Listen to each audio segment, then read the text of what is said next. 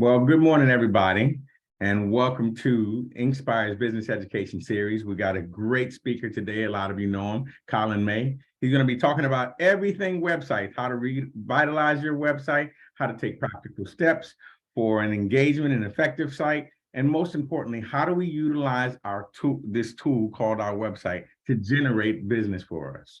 But first, I wanted to make sure that, we thank our sponsors because we couldn't put anything like this on for you guys and be able to provide this important information to help you grow your business without them. So our Silver Series sponsors are Fine Work Now, Fairfax County Economic Development Authority, and Miller Musmar CPA Advisors and Innovators. The Business Education Series is part of the Reston Chambers Inspire platform. Inspire is our nonprofit 501(c)(3) education foundation. Under that, we have the Business Education Series, which, we do virtual webinars that are recorded every fourth Wednesday from 8:30 to 9:30. We also do networking at the end of our presentations, whether they're virtually or in person from 9:30 to 10. And we make sure that we send out invitations to as many people as we can. The Inspire is our sort of business incubator. And if you have not taken advantage of the grant program that we have, which is we have a pool of $30,000 that we give to deserving businesses that do business in Fairfax County. And the submission date deadline to see if you can win or, be granted some of this money is March the 31st, 2023. If you want to get some more information, you can definitely go to inspire.net and see what you need to do in order to put in your application. Some upcoming events that we have is March 28th, we have a ribbon cutting at Brightview Dulles Corner. On March 28th, we have networking night. It's going to be sponsored by STW Cleaning. So make sure that you save that date and get on, the Reston Chambers event site to register and find an opportunity so you can attend that. We have the Valor Awards coming up in March the 30th. Those tickets sell out fast, so please make sure that you get yours so that you can attend. April the 12th, we have another Chamber 101, and this is talking about everything that the Chamber can provide for you. You meet a lot of our new members and people who are deciding to become members as well. On April the 20th, we have Titans of the Toll Road. And then make sure that you save the date for May the 4th, our annual B2G matchmaking conference. It is one of the biggest government contracting matchmaking events in the Northern Virginia area. We have monthly committee councils and meetings. So when you're a member of the chamber, make sure that you make deposits before you make withdrawals. Get involved and make sure that you can, take advantage of your membership. But before we get started, I wanted to make sure that I tell everybody, this is, even though we're virtual, we also want to be able to share information so that we can stay and follow up with each other to see how we can benefit each other in growing our businesses. So make sure that you put your name and your company information in the chat throughout this presentation because it's interactive. It's not just a monologue. Colin likes to have a dialogue. Put your questions in the chat. Carrie will recognize them and we can really have a great discussion and make sure that, most importantly, your questions get answered. But without any further ado, because I can chit chat, we're going to turn it over to Colin May with KME.digital so he can do what he does best. Here you go, Colin. It's all for you. Oh, thank you so much, Randy. I'm going to try to be as smooth as Randy. I'll set the expectation. I'm not going to be as smooth. I've recently been hit by the allergy monster, as it's making its way through the DMV. So I've got a bit of a frog in my throat, but appreciate everybody bearing with me today. So I'm Colin May. I'm the Chief Strategy Officer at KME.digital. So we're a local digital marketing agency. We design and build websites and run ongoing digital marketing campaigns. But I think the best thing that we have going for us is our company culture. So these are a few photos that have been collected throughout the years. If you look in that top left corner, that is a questionable haircut that I had back in 2014. So I started first intern there and kind of grew up through the organization. Currently have 30 full-time employees and continuing to grow. So it's exciting stuff. A little bit more about KME. So we've served the Northern Virginia, DC, Maryland market nationwide since 2005. We provide custom marketing solutions that work. Our team is a unique collection of digital marketing experts with industry-leading experience that consists of award-winning graphic design, web development, advertising, search engine optimization, content generation, social media, and more. Our digital marketers take time to understand our clients and their businesses to establish which marketing strategies will serve them best and drive success. A couple of affiliations that we're proud of. So we are a Google partner. You're going to get a lot of Google content today. It's a great baseline and place to start as you're setting up the tracking on your websites. We're also a HubSpot partner. We're a Yext partner. And then we have a few awards across Clutch, Expertise, Great Places to Work that, again, we're proud of. So this content comes straight from Grow with Google. If you all aren't familiar with Grow with Google, it's a program that helps us to really better ourselves. So there are certifications available for people that are looking for jobs. And there's also a lot of resources available for companies that are looking to grow and gain an edge online. So whether we're launching a new website or sprucing up an old one, this workshop is going to help us to get the most out of our websites online. So more than 70% of surveyed participants reported that their shopping involved online touchpoints. I think that's not necessarily news to us. This number comes from a 2020 report, so that's certainly changed, right? We had a big pandemic that happened over the last few years. So, I'm biased, but we see a lot of activity happening online. So let's start by reviewing web design. So when we hear web design, people most often think of graphic design, the way that a website looks and feels. But the look and feel is just one component of web design. Within a graphic template, there are lots of common elements that appear. On most websites, including the header, right? That's the top section site. The footer, which you could argue has some of the most important information and links. So that's your contact information, your copyright information, et cetera. And then the navigation, right? That's your home menu. And that's either going to appear on the top of the website or in the left-hand corner in a vertical orientation. So effective websites follow guidelines to keep web pages consistent. That means your colors, your fonts, your sizes, your styles, the types of content.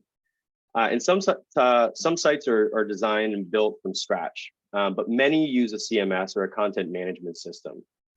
And so most of these web-based tools allow us to easily build a website. You can customize that and update it regularly. So there are many options out there when it comes to content management systems. A few examples would be Shopify, Wix, WordPress. Our agency tends to recommend WordPress. We're going to go with a content management system.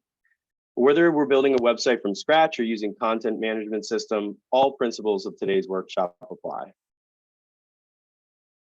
So in today's presentation, we'll look at 5 characteristics of a great website. A website is not all about the eye-catching design. A great design is goal-oriented, it's search-friendly, it offers an easy and convenient experience for customers, and it has pages and content that are organized in intuitive navigation. And then the last piece is the trust, right? How do we gain that user's trust as they start to digest some of that content available on our websites?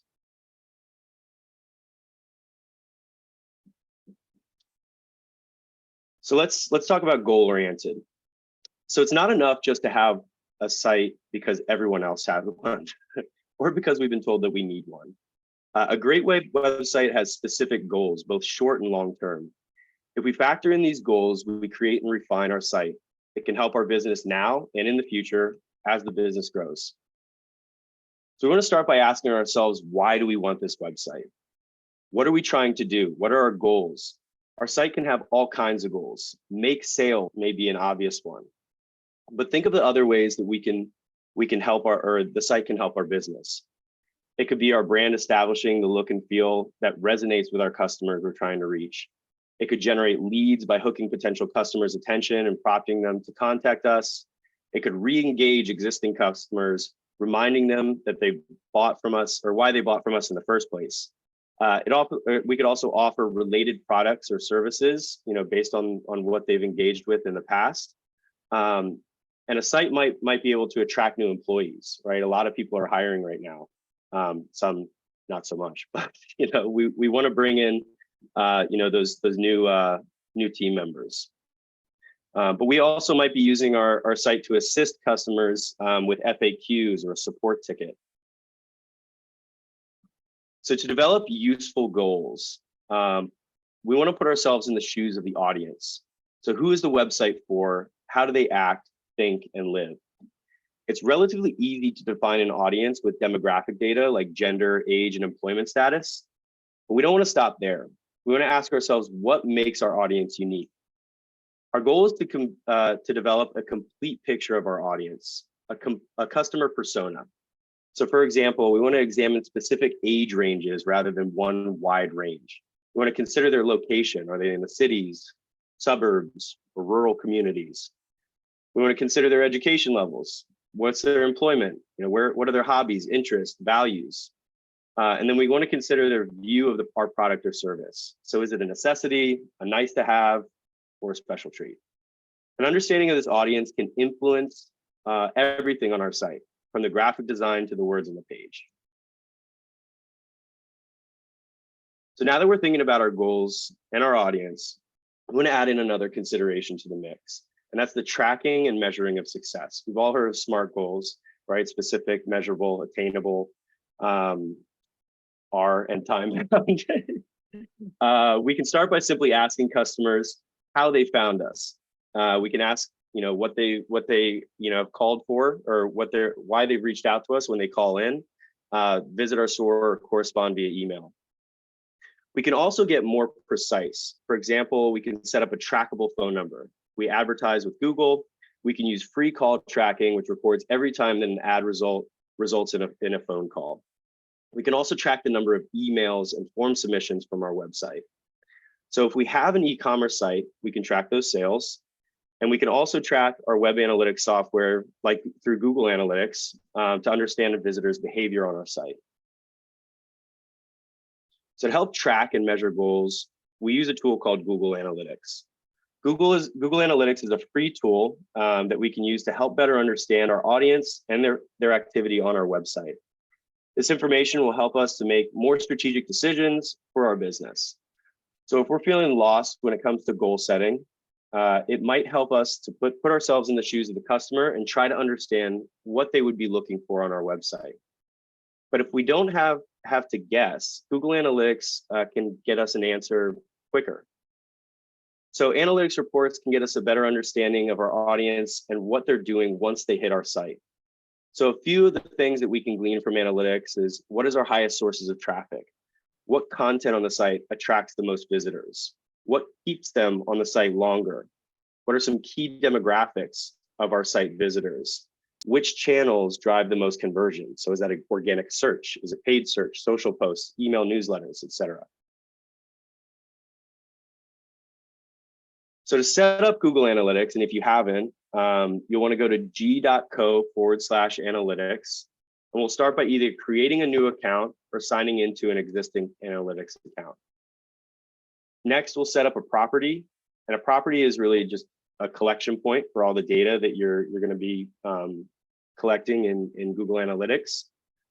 It's important to note that GA4 is now officially the recommended version for marketers. And Google's actually going to stop collecting data within Universal Analytics in July of 2023. So if you have analytics on your website and it's a Universal Analytics code, it will continue to collect until July of 2023. But at that point, you'll want to be migrated over to GA4. So there's a lot of support articles online on how to set up GA4. But if you run into any issues, feel free to reach out to myself, and I will point you in the right direction. So if we have that older version of Google Analytics, we won't lose that data, but again, July 2023, it's going to stop recording. And we will be able to access both sets of information, while we have a GA4 and a Universal Analytics code. So you can have both in the interim. And so if you go to support.google.com/analytics, that's where you're going to get a lot of these tutorials. So there is a GA4 setup assistant within your Universal Analytics account. So if you navigate into your traditional analytics account and you look under that property value, there is a GA4 setup assistant. So click through that and follow through the prompts.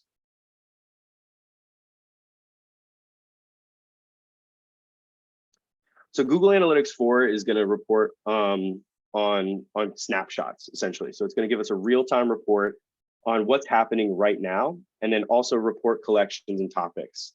So a collection is a set of reports, its life cycles, its users, and predefined collections that appear in the report navigation by default.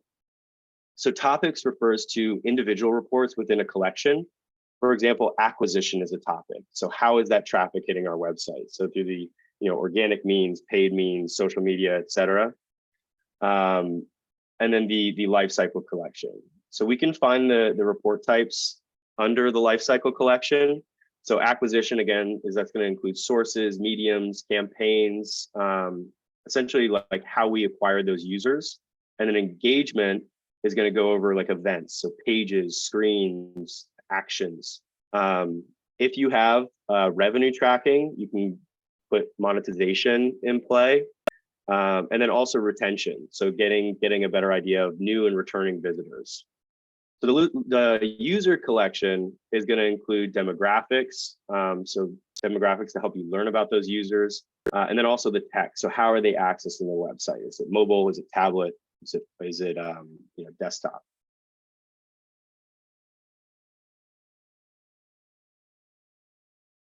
So now that we've kind of talked about goals and tracking, we'll start to switch gears and talk about making our website search friendly. So the process of helping a website increase visibility on search engines called search engine optimization. Most folks are aware of that. I find that there's less education that has to happen these days, and most people are coming with some level of baseline knowledge on SEO. And we could do an entire presentation on SEO, but this section will just give us a few tips to get the site off to a great start. So it's clearly important that our businesses can be found online when people search, but it's also useful to understand how people search and what they search for. So for example, in 2020 to 2021, Google search data shows that there was a 100% increase for searches that include the words near me. This indicates that people want what they're searching for immediately. So if we have the products and services they're looking for, and our website converts it or confirms it, we have a great opportunity of making that sale. To help, we understand how to make our site more search friendly. But let's look at a Google search results page. So it's probably familiar to most of you, but we'll break it down into a couple of sections. So at the top, we see a word phrase or question in the searcher that the searcher has typed, and that's called the search query. Below the search query, we see the search results. So this example shows a text ad at the top of the results and clearly labeled. So underneath the ad, the start of the natural or organic results created a search-friendly site helps to increase our chances of appearing in this area.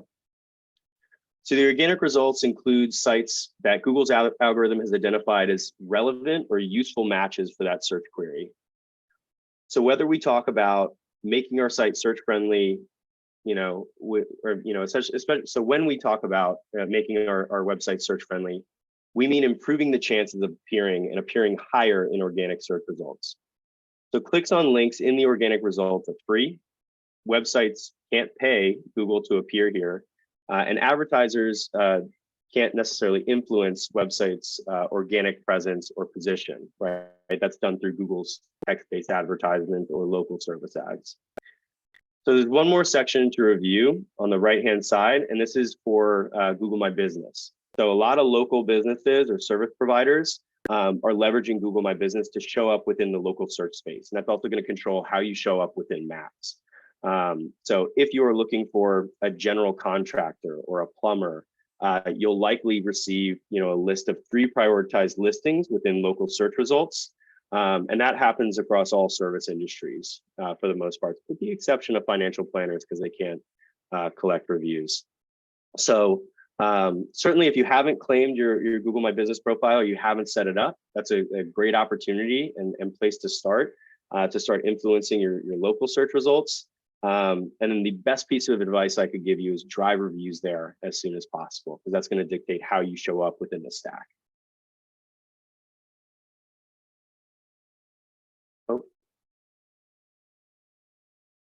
I lost my place. All right. So we can certainly hire a company. I'm biased, but there are good digital marketing companies out there that can help you with your SEO. But there are plenty of things that we can also do ourselves to improve our site's visibility within organic search results. So first, we want to make sure our website loads fast. And so the faster our website loads, the faster we can reach that consumer who is in the middle of a decision-making process and get our content in front of them. SEO-friendly sites also include links either to other relevant places within our website. So we like to think of it as pillar content, right? So we have our primary content page, but then there's also all of these referring resources within our site that backs up the idea of that pillar page, right? So it's almost like we're citing our sources on the website. And then lastly, the anchor text. So as we're linking out to other resources, we want to include keywords that we are targeting within search in our anchor text, pointing to those other pages. So, for example, if I'm linking to KME.digital, I wanted that to be like Northern Virginia Digital Marketing Agency, and then hyperlink to KME.digital.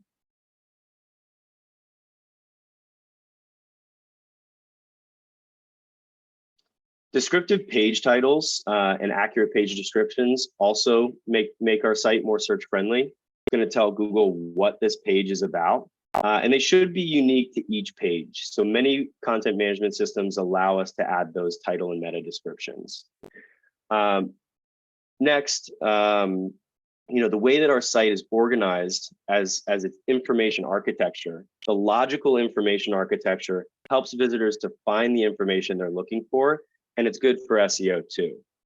And you might be asking why. Well, this is because thoughtful organizations help Google more easily understand what our website is about, including what information is most important. So remember that design of our website in a way that works well for our browsers and devices is going to help us to improve that user experience. But we also want to organize that content so that they can logically go down a path of discovery while on your website. And ideally, that ends with them reaching out to you either through a contact form or clicking to call your phone number. So another free tool that Google has that can help to monitor, maintain, and troubleshoot our site's presence in search results is Google Search Console. So what is Google Search Console? It's a free tool designed to help improve our site's performance in Google search results. And it used to be called Webmaster Tools, if anybody had that set up back in the day. And the important note here is that we don't have to sign up for Search Console to be included in search results, but this tool will help us to understand and improve how Google sees our site.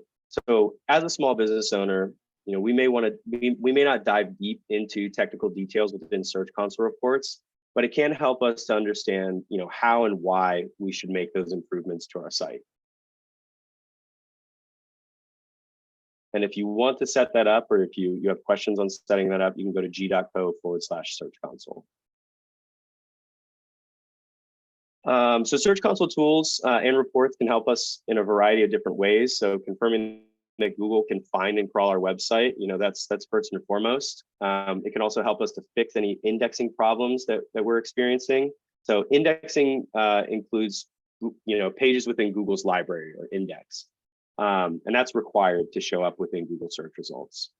But showing Google search traffic data for our website, for example, like how often our site appears within Google search, which search queries show our site, and how often searchers click through those queries, all of that will be available within Search Console. So we can also sign up for Google Alerts if we encounter any issues or Search Console triggers any issues. And then we can also help with, or Search Console can help with troubleshooting issues around mobile usability.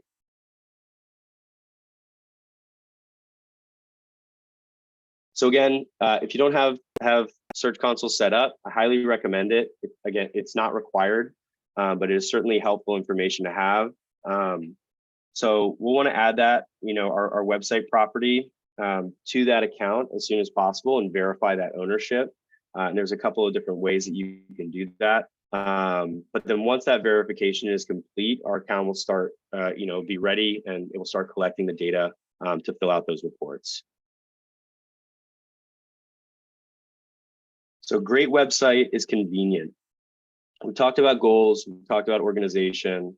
The next thing we need to consider is how a visitor's experience on our website, no matter what device they use, and what that looks like. So we want to create a website that offers ease and convenience for our customers. More than ever, consumers are looking for convenience as they're shopping. Online shopping continues to grow on mobile, and this trend has become more pronounced since 2022 and after the pandemic.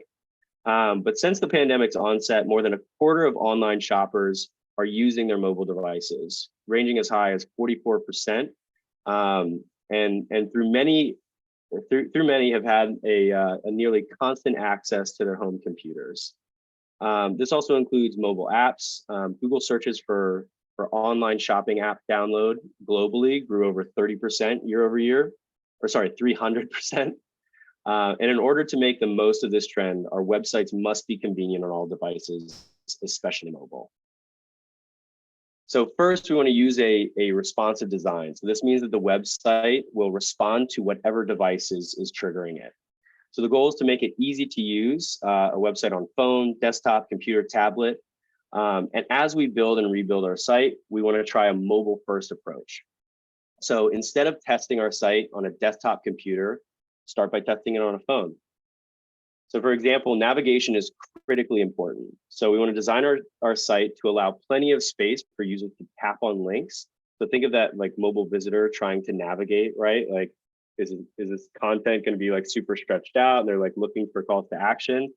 And we want to make it tappable, right? So linking visitors directly to the content they want to access. So a little bit technical, but worth discussing is the use of like vector graphics.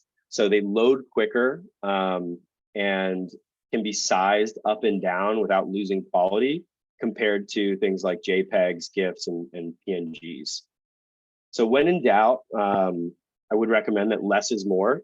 A clean, minimalist design may make it easier for visitors to complete actions on your site. And last but not least, design a site for everyone. So follow accessibility standards so people with disabilities who may use assistive technology can more readily access your web pages.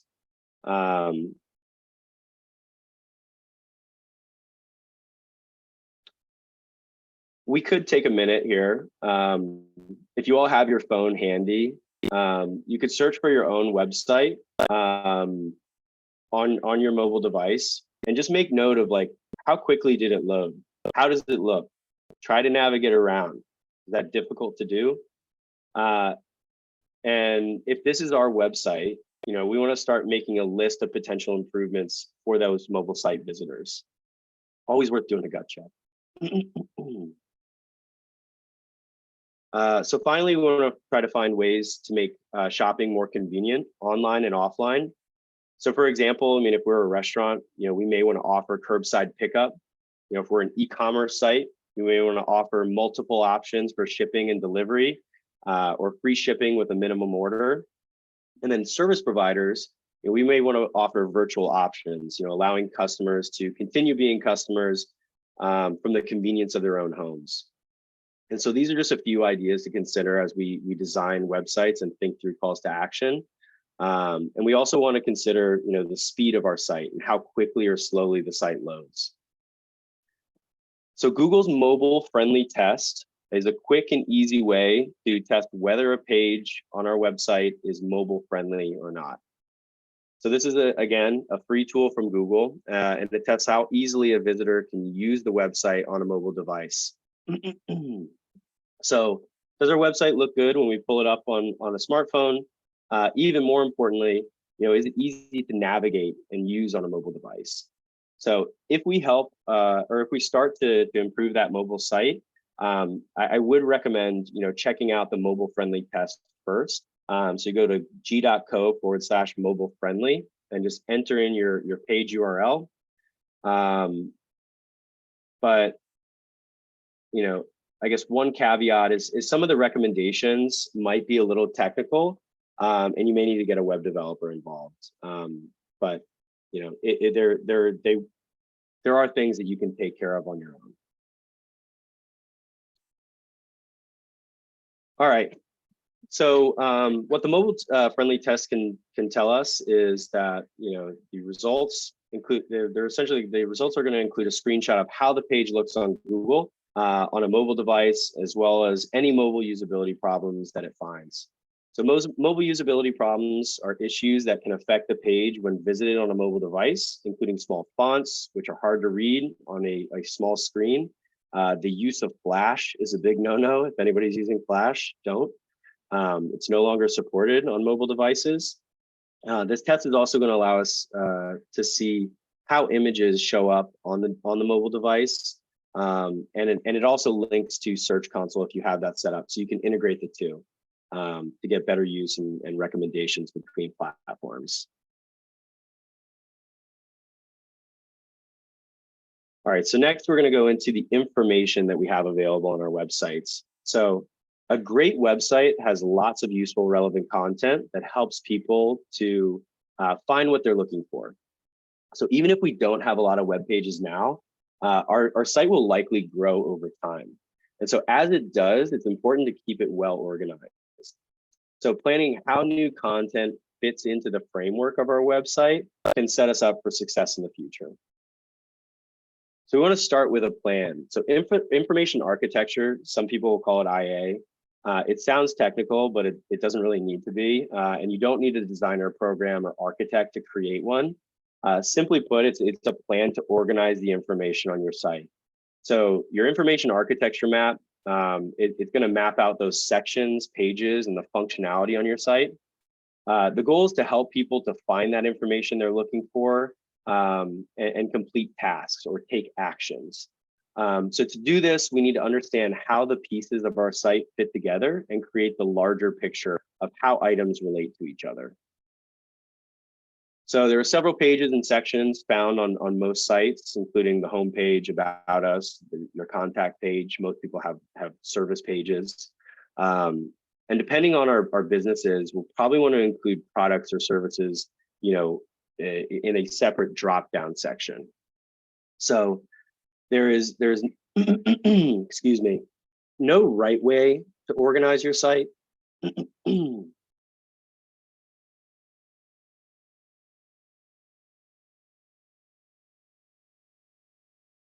Allergy monsters. Okay, so there's no right way to organize your site, but we may find it useful to review business goals that we wrote down earlier and make sure that they align with how we're organizing that site structure. So keep these top of mind as we create our plan. So a few last tips regarding site organizations. So before we map out our main navigation and gather content, we want to consider which pages will need to be included on the site. So make a list. Give each page on this list a clear call to action. So for example, the web page shown on this site, on this slide, invites visitors to shop new releases. A good call to action describes the action we'd like the visitors to take. Signing up for a membership, subscribing to an email newsletter, adding a product to their shopping cart. Another way to think about it would be, there shouldn't be any dead ends, right? So visitors shouldn't get to the bottom of a web page and have to make a conscious decision about where to go or what to do next. Visual elements can help sighted visitors notice important information and cue them to take further action. We want to be consistent. So all visuals and text are if all those visuals and text are inconsistent, it can be difficult for visitors to get the hang of using our site. And finally, we want to optimize our website's navigation. So visitors shouldn't have to think about finding a page. Navigation should be intuitive. Many websites, including a site search feature, can help us to do that. And as our websites are growing, we can have a base of content, and we'll be thinking about how we're going to add that content over time.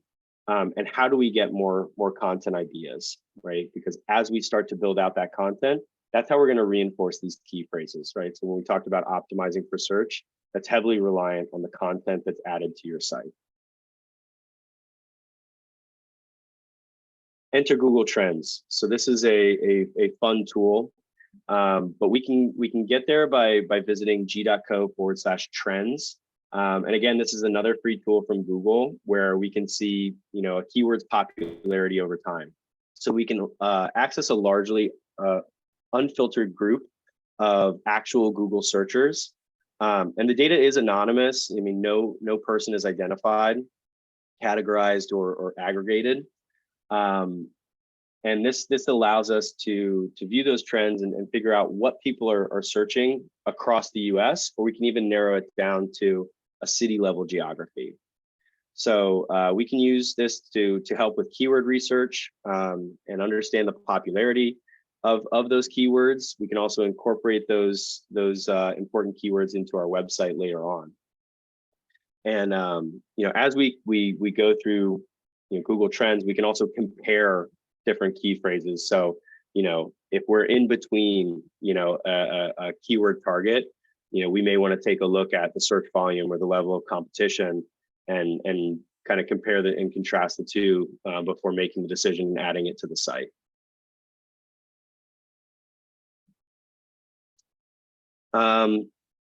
This is kind of a bonus tip on like 404s. So obviously this is not an ideal user experience, right? So if you've ever clicked on a website and you get like error 404, page not found, that's typically the default page when a link takes a person to a URL page that doesn't exist on a website anymore. So ideally we don't have broken links, but if somebody has manually entered a URL incorrectly, this is likely what they're going to see. So having a custom 404 page that kindly guides users back to a working page on your site can greatly improve that user's experience. So consider putting in custom 404s if you haven't already, and linking them back to safety, right? Which is typically your homepage. And so before engaging with a website, people want to know about they want to kind of take an assessment of the safety of that site, especially if they're going to be sharing confidential information like credit card numbers. So that's why it's important to take steps to reassure customers that we take privacy very seriously and we have a trustworthy site. So the next time you're online and you're paying a bill or placing an order, take a look at the web address at the top of the page. We'll likely notice a padlock symbol at the beginning of the URL. And we might also notice that it starts with HTTPS instead of HTTP. That's just going to tell us that information on that site is secure. So how do we provide that security to our visitors? The first step is getting an SSL certificate. So briefly, sorry, I'm losing place in my notes here. So we can get an SSL certificate through Google, but we need to get it through our website hosting provider or a certificate authority. So just to back up a minute, I mean, we're on a web page that the browser is consistently communicating with a web server, and that's how we're online. But as the information is being transmitted back and forth between the servers and the browsers, there is potential to be intercepted by hackers. And so an SSL certificate essentially signals that the browser is locked down and secure. And so savvy consumers know to look for the padlock or the HTTPS at the top of the page. But our website hosting provider, may be able to help us with this. And so if you do navigate to your website, you don't see the padlock, you don't see HTTPS, definitely reach out to your hosting provider and get that taken care of as soon as possible. All right. And so 3 final tips for building a trustworthy site. So another way to build brand trust with consumers is to have good, authentic customer reviews. So consumers, they are savvy and they won't just take your word for you being the expert or the best in your field. They want to hear from real people who have done business with you and who have used your products or services in the past, and they want to know about their experiences. So definitely recommend encouraging, your satisfied customers to spread the word online, including your business profiles, especially Google My Business. So embedding reviews on your website is a great way to showcase that feedback, and kind of centralize that in the user's journey. And some review sites also offer widgets so that you can easily load up those reviews as they come in. And so encourage that feedback from your customers by making the contact information easy to find throughout the site, and including your location, phone number, and email address.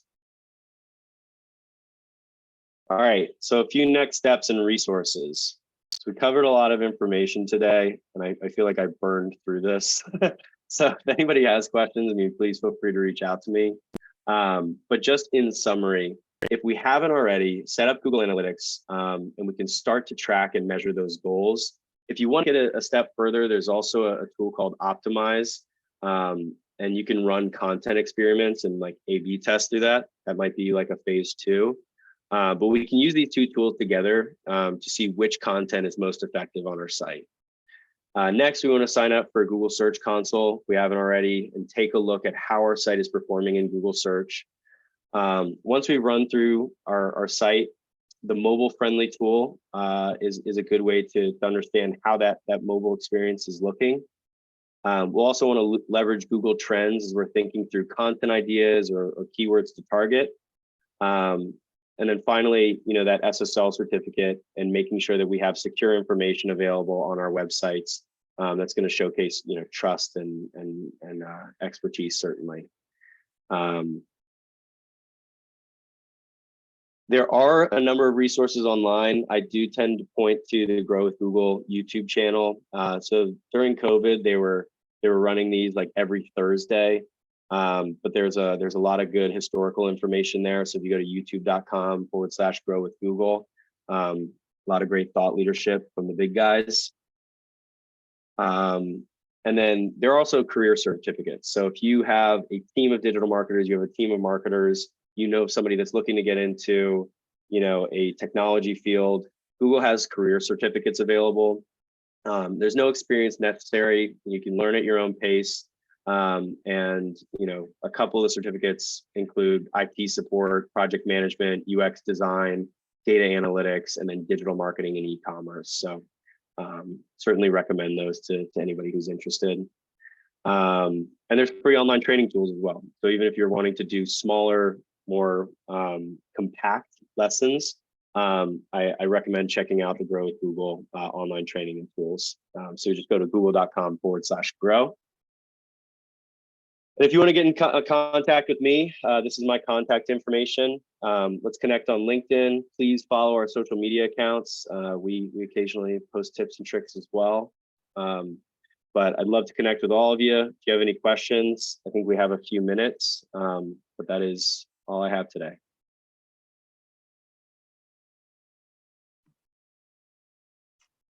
Thank you, Colin. Yeah, that was great information. And I'm sitting here jotting notes for our communications committee meeting next month. So thank you for covering all of that. And I think, all that you shared, we can easily contact someone to help us set it up, or maybe some of us can do it ourselves. But yeah, those analytics are great to come up with marketing strategies and really ways to bring more traffic to your website. Hey, Colin, this is Chris. If I might, I appreciate you making the time. It's good to see you again. By the way, great to see you. Hey, real quick. I inherently get search engine optimization, right? But it's a lot more complicated than that. Can you spend maybe just a couple minutes to help maybe simplify that a little bit for me and how I should think about it? Yeah. So a good way to think of search engine optimization, Google essentially wants to serve up the best answer to a user's question. So they're gonna kind of gauge your level of authority or expertise on that subject matter, and the subject matter aligns with the keywords that you're looking to influence. So I'll just use KME as an example. If you're looking for a digital marketer, right, we want to show up, right? That's a very intention-based search. They're probably looking for an agency to help them out. And so we'll want to have content that reinforces the fact that we are a digital marketing agency, right? We're kind of covering that keyword within the content. But then, the biggest thing is like your title and meta description. So those are your markers to Google as to what this content is about. This is about digital marketing. This is about, SEO specific. It's about paid advertising. And then with the interlinking within your site, you want to get more of that content to reinforce the page value of that pillar that you're creating.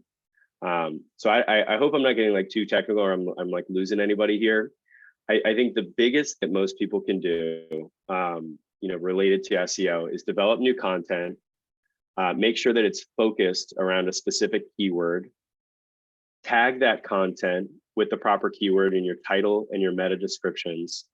And then later on, you can talk about, making that content more digestible, easy to read, skim through, and establishing backlinks online, or people who are willing to point to you as an expert source. That's kind of it in a nutshell, but it can be a little bit more nuanced depending on the size of the site. Thank you. Hey, Colin. Hey, Craig. Good to see you. Great presentation. Thanks for telling me all the things I'm not doing right. The first thing though, or the one kind of simple thing, I did check on my phone, the mobile access thing, and the first thing that comes up is the Google My Business looking thing, right? And as I clicked on website on that, it brought me to my contacts page on my website, not the home page. Is that a normal thing, or should I try to get Google to change that? So you can update that within your Google My Business profile. So you just go in and under website, you'll want to change that URL that it's directing to. So right now it sounds like it's directing to, craigseebeck.com/contact us instead of, just / which would take them to your homepage. Okay, so I can do that myself. Okay, thank you. Yep, absolutely. I have, hi, how are you? Hey, Kelly. It was great. It was a great presentation, by the way. I was really looking forward to this. So I just had actually I have a couple quick questions. Hopefully they're quick. With the GA4, you said first of all, how do we know if we're on GA4? And then when do we need to turn that over to GA4? So there's a couple ways that you can do it. I mean, if you want to inspect your site, Universal Analytics was a UA dash and then a 9 or 10 digit code. GA4 is going to be G dash and then that code. Gotcha. So you can do it that way, but you can also send to your analytics, and those two accounts should be separated. But I'm not going to lose the UA data if we switch over to the GA4. Yeah, you won't lose that, Okay. but in July of 2023, it will stop tracking. Okay. So there's going to be a point in time where we're kind of like toggling between Universal Analytics and GA4. Right. And then, there are other tools out there where you can migrate that data into a centralized report. Okay. And then really quickly, I want to make sure that I understood you when you said, I think what you said is, do Google reviews influence our ranking? Certainly within local search. So it's not necessarily within like organic search results. So your typical search results page is going to include advertising at the top. Occasionally your local search results, depending on the service or keyword searched. And then your organic search results. So organic search results are going to be all tied to your level of authority or expertise, which has a small piece of like reviews, but those are typically from like referring sites or referring review sites. But your Google My Business listing is going to help you to show up within local search results or Google Maps. So if somebody is looking for provider near me, a lot of times people are going to be looking within that Google Maps section tied to your Google My Business listing. Okay. Perfect. Thank you. And then I just wanted to add one more thing about the SSL, which I just recently learned. It can expire. Yes. And you need to make sure it's set up to auto renew, because your site will not work. It will go down. So That's Yes. the great advice. Yeah, so I just add that in your next presentation. It was a very hard lesson and very stressful. So, Yeah. thank you. Well, sorry you had to go through that. Yep, absolutely. Hey, Colin, this is Susan. Great job and awesome information. Hey, quick question for you. For the first time ever, when we get reviews, it posts on Facebook and LinkedIn. And I've never done it before, but I clicked on Boost, the feedback, because it was a really nice. And then all of a sudden I got a bill from Facebook. So do they have our credit card information on file? If you've added it in the past, so you may have boosted an ad in the past, and so that'll allow you to go and boost again. Otherwise, if you haven't boosted, they'll ask for that credit card information. Yeah, I love to collect your money.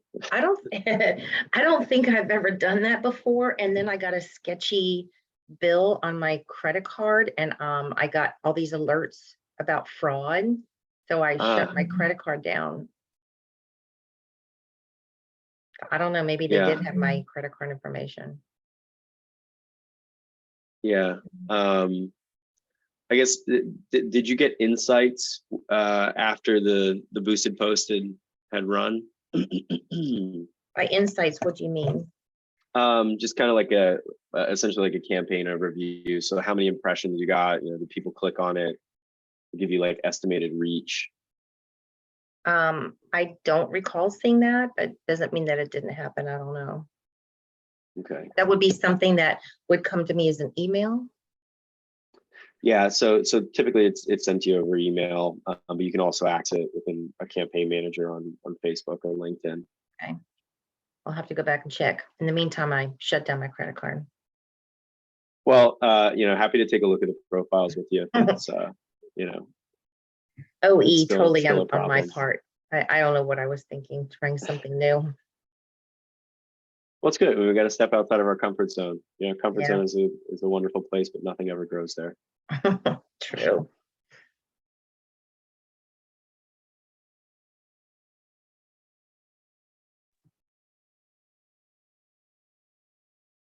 We're just gonna have a standoff. Okay. Any other questions? All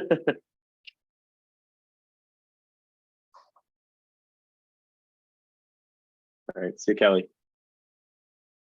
Well, I'm good. Any other announcements, Carrie?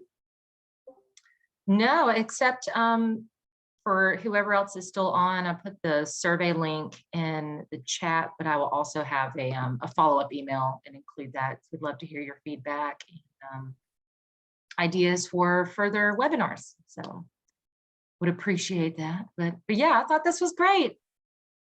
Yeah, thanks, Colin. It was great, man. Absolutely. Yeah. Happy to help.